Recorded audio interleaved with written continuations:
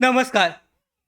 संजय गांधी निराधार अनुदान योजना या योजनेअंतर्गत लाभ घेणारे जे सगळे पात्र निराधार बांधव आहेत, मग यामध्ये लाभ घेणारे ज्येष्ठ नागरिक असतील, आजारी व्यक्ती असतील, श्रावणबाळ निवृत्तीवेतन योजनेचे लाभार्थी असतील, विधवा महिला असतील, त्याचबरोबर आपले सगळे दिव्यांग बांधव असतील, यांच्यासाठी निराधार शाखेमधून एक अत्यंत महत्त्वाची सूचना परिपत्रक जारी करण्यात आलेलं आहे. आणि या परिपत्रकानुसार लाभार्थ्यांना एक महत्त्वाची गोष्ट अत्यंत तातडीने अशी करण्यासाठी महत्त्वाची अशी अपडेट देण्यात आली आहे. तुम्ही कोणत्याही जिल्ह्याअंतर्गत, तहसील तालुक्याअंतर्गत असू द्यात, तुमच्या सगळ्या तहसीलदार कार्यालयाअंतर्गत ही महत्त्वाची अशी अपडेट परिपत्रक नोटीस देण्यात आलं आहे. तर हे परिपत्रक नोटीस काय आहे आणि याबद्दलची कशा पद्धतीने तुम्हाला काय काय कारवाई करायची आहे पुढच्या महिन्यामध्ये किंवा याच महिन्यामध्ये, हे परिपत्रक अत्यंत महत्त्वाचं असणार आहे सगळ्या लाभार्थ्यांसाठी. आणि याच कारणामुळे हा व्हिडिओ सुद्धा खूपच महत्त्वाचा आहे. जास्तीत जास्त निराधार बांधवांपर्यंत शेअर करा. नवीन असाल मराठी बिग गाईड या यूट्यूब चॅनलवर तर सबस्क्राईब करा आणि बेल आयकॉनला सुद्धा क्लिक करा, म्हणजे सगळ्या महत्त्वाच्या अपडेट तुमच्यापर्यंत वेळेवर पोहोचतील. तर आता व्हिडिओला सुरुवात करूयात. महत्त्वाची जी अपडेट आहे काय आहे नोटीस, तर संजय गांधी निराधार अनुदान योजना या योजनेतील लाभार्थ्यांना हयातीचा दाखला, उत्पन्नाचा दाखला जो आहे हा सबमिट करण्याबाबत निराधार कार्यालयामार्फत महत्त्वाचे परिपत्रक हे जाहीर करण्यात आली आहेत. तर मे आणि जून महिन्यात तहसीलदार कार्यालयातील काही कागदपत्र ही सादर करावी लागतात. आणि त्यामध्ये जे हयातीचा दाखला आहे, हा हयातीचा दाखला सुद्धा खूपच महत्त्वाचा असा असतो. तर यामध्ये जर पाहिलं तर पाहू शकता, जिवंत असल्याचा दाखला म्हटलं जातं. तो पुढील वर्षभर अनुदान आणि हप्तं यामुळे तुम्हाला जी पेन्शन आहे ही वर्षभराची पेन्शन ही नियमित दिली जाते. आणि यावर्षी हयातीचा दाखला ऑनलाईन काढण्याचा निर्देश हा आलेला आहे.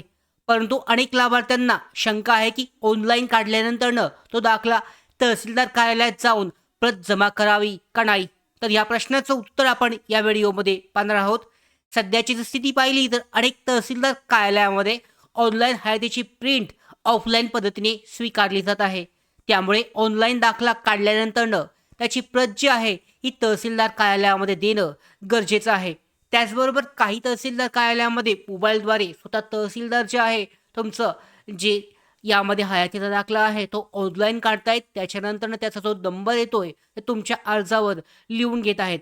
तर हे का महत्त्वाचं आहे, तहसीलदार कार्यालय ऑनलाईन हयातीचा प्रिंट जे आहे हे स्वीकारतात आणि ते नोंद करून सुद्धा घेतात, राज्य सरकारला रिपोर्ट करतात.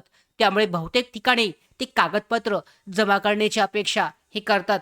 त्याचबरोबर अतिरिक्त काय आहे तर तहसीलदारांकडून हयातीचा दाखला जमा करताना उत्पन्नाचा दाखला असेल हा सुद्धा मागितला जातोय.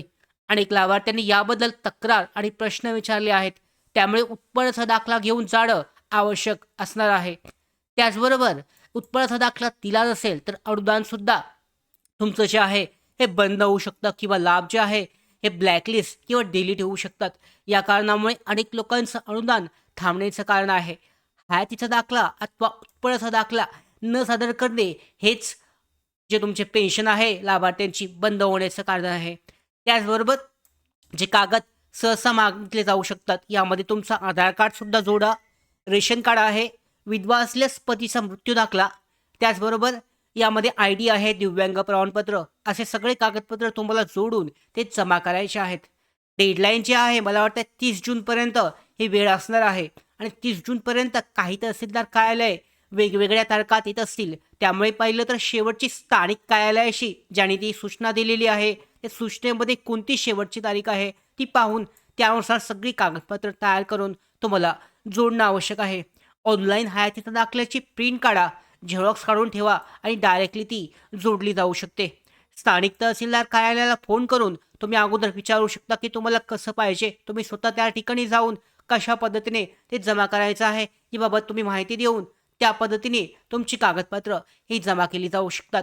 यामध्ये आधार कार्ड, रेशन कार्ड, दिव्यांग प्रमाणपत्र, पती मृत्यू प्रमाणपत्र ही सगळी कागदपत्र जमा असणं आवश्यक आहे. तर तुमच्या गटामध्ये म्हणजेच तुमच्या तालुक्यामध्ये अनेक लाभार्थी असतील तर तहसीलदार कार्यालयातील कर्मचाऱ्याचे संपर्क नंबर, स्थानिक सूचना आणि याची माहिती ठेवून तुम्ही एकमेकांना सगळे अपडेट हे देऊ शकता. त्याचबरोबर पाहू शकते यामध्ये स्थानिक पातळीवर अशा पद्धतीने कारवाई केली जाऊ शकते. जर तुम्ही पाहिलं तर काही जे तहसीलदार कार्यालय आहेत त्यांच्यामार्फत तुम्ही तिथे कागदपत्र जमा करायला केल्यानंतरनं ऑनलाईन त्यांच्या मोबाईलवरच हयातीचा दाखला जो आहे त्याच ठिकाणी काढून त्याचा जो रजिस्ट्रेशन नंबर येतोय, बेनिफिशरीचा नंबर येतोय, तो त्या ठिकाणी कागदावर नमूद करून अशा पद्धतीने हयातीचा दाखला काढला जातोय. मात्र त्याबरोबर तुमचा उत्पन्नाचा दाखला हा त्याबरोबर जोडणं आवश्यक असेल. जर तो नसेल तर तुमचे यानंतरचे पेन्शनचे हप्ते बंद होऊ शकतात. तर अशा पद्धतीने महत्त्वाची अशी सूचना आहे सगळ्या निराधार बांधवांना जे काही या योजनेअंतर्गत पेन्शनचा लाभ घेतात सगळ्यांसाठी ही महत्त्वाची सूचना राज्य शासनाने जाहीर केलेली आहे. तहसीलदार कार्यालयाअंतर्गत जी कागदपत्र आहेत हे घेण्यासाठीचं जमा करण्यासाठीचं काम हे सध्या सुरू आहे. 30 जून जरी शेवटची तारीख असली तरी तुमच्या तहसीलदार कार्यालयामध्ये जी तारीख सांगितली त्या तारखेपर्यंत तुम्हाला हे कागदपत्र जमा करावे लागणार आहेत. या निराधार योजनेअंतर्गत अशाच पुढच्या सगळ्या महत्त्वाच्या अपडेट येण्यासाठी मराठी बिग गाईड यूट्यूब चॅनलला सबस्क्राईब करा. धन्यवाद.